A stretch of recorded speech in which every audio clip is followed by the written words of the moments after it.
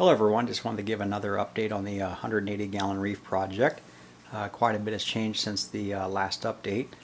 One of them is I did go ahead and finish up my idea for the adding the centerpiece back for the canopy, and what I did is you can see right there the centerpiece I cut out. I went ahead and used a couple barrel locks, one on each side of the top there. Then I put in a couple little metal plates right there, which will secure to those cabinet magnets right there. And then at the top, then you'll see the other piece of where the barrel magnet goes in, and that holds that quite well. And I'll show you what it looks like on in here near the end of the video. It's kind of hard for me to get that up with one hand. But the reason why I did that is this is the canopy is made of 3/4 inch oak. It's a little over 6 feet long, 2 feet wide, and it's 10 inches high. So it's a little heavy, and to safely put it on there and take it off, really it takes 2 people. And I really needed an easier way to access the aquarium here. So I came up with that idea, and I'm happy with it. Although, you know, there is going to be a little crack right there where it meets, but what I'm going to do is go to a hobby store, find some type of decorative molding or something, and just stain it the same color, just to maybe try to help hide that. Some other changes, did get some new coral and new fish in here. Unfortunately though, the new fish are still hiding, it looks like. But what I put in here was 2 royal grommas, and I put in 2 Wheeler's gobies, which are supposed to be sand sifter. They're kind of white with dark orange bands on them. I wish they were out, but they're not. Then I got another tang, and he's actually right there at the end if you can see it. It's a lavender tang. It's a little smaller than the yellow tang and chocolate tang, but so far so good. They're not picking on it. Actually, he's chasing them away. There it is right there. Very neat tang. It's got a split tail. I believe it's the same family as the chocolate, from the chocolate tang there. But just wanted something else to help keep the algae down in here, and read that these guys are supposed to do a good job.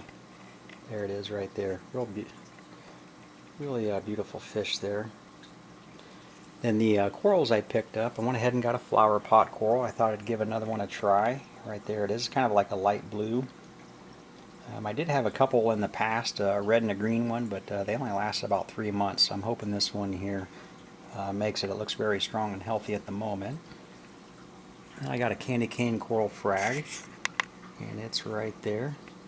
Nice little 2-head piece, is doing well. I did go ahead and get a SPS Montipora, a green encrusting right there. And I'm hoping that this one takes off, but that's probably about all the SPSs I'm going to put in here. Maybe one more. I'm really more into the LPSs and the softies. Then I went ahead and got another sea fan. See it right back there. It's kind of like a light beige, but it was a real nice piece. I kind of wanted something to fill in the background there. So it looks neat. And I went ahead and got what's called palm trees. That's a nice frag right there.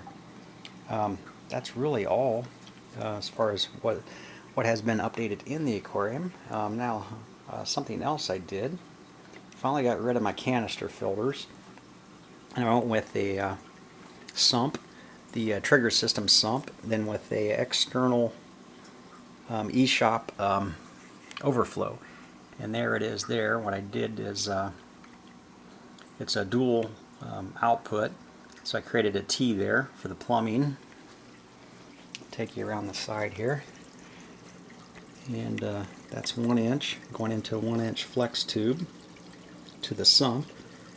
And I kind of customized the inside here a little bit. You'll see there's actually 2 of these PVC pieces here. I'll kind of show you why I did this. If I can get one of them off with one hand here. Okay, I got one off there. Now you can hear the difference. These are actually help silence this quite a bit. With both of them off, it's just almost unbearable in this room. Even with the ones that came with it, they're just pretty much a 1-inch piece of PVC that sticks in that hole, and they have maybe a 3-inch like straw sticking down in at 3/4 inch. It does not help at all. But this was very easy to make. It's just out of PVC. It cost me $5 to make both of them. So simply just has a coupling on there attached to a bushing that slides up and down that 1-inch PVC pipe. Then there's a series of holes drilled behind that coupling there. And so the idea is when you put it in there, the water comes up under instead of over. And you can hear the difference there. I don't even have that pushed down all the way yet, but that makes a huge difference. And of course, you want to make sure you drill 2 holes at the top there to help it from stop from filling that box up. But now I'll show you the sump, and this is the this was the number trigger system number 30. I got the clear. I did not get the red or the green. They were a lot more money. These were a lot cheaper, but I'll show you. There it is.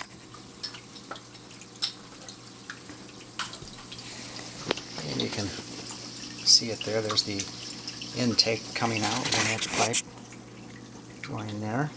And then what I did is I had an old canister filter that had 4 decent sized baskets. So I went ahead and used those in here. And what I did is at the bottom basket I put in some rubble live rock. In the second basket up, I don't have anything in that yet. Not sure what I'm going to put in there yet. In the third one I just have regular floss, media floss. It's relatively cheap, easy to change. Then the top one I don't have anything in it. And these are all graded so it flows right down through. And you can see the intakes there. And these are, the baskets are high enough that it doesn't overflow the top. But to help achieve that a little bit, I did take a little egg crate and lift it up a little bit higher. And now the idea is I'll also left a spot for a reactor. So I'll probably hook my reactor up. I started the process now. But this should be a lot easier to switch stuff out. And for the pump, I went with the SICCE, the 2.0, and I think this was like 500 gallons per hour. I'll actually have to look. Don't quote me on that. Yeah, it's rated for 568 right there. So far, so good. It does vibrate a little bit, so I may find a safe rubber pad to try to put under it to see if that'll help a little bit, but you can kind of hear the vibration. But it's not that bad. But then I reduced that down to the 3/4 inch, and it goes up the back there, and then I have it split coming out right there. So I may end up painting that like a flat black. I'm not sure yet, but once I get the background on this, which I'm missing, it's going to hide most of those pipes anyway, so not really too worried about it. But I did add a couple shut-off valves, one for the out to the tank, and of course one out to the reactor. Okay, and just a minute here, I'll show you what it looks like with the center canopy piece back on. One moment.